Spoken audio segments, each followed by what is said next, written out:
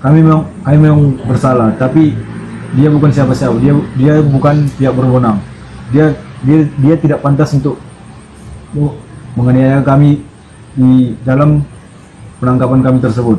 Kami mohon kepada pihak kepolisian harus diusut tuntas dalam kasus kami sebagai korban penganiayaan. Tengah viral pengakuan dari dua orang pria maling di Medan yang mengaku ditangkap dan dipukuli oleh korbannya. Hal itu kini ramai usai diunggah di sosial media, salah satunya akun Instagram @fedgramindo pada Selasa, 3 Februari 2026.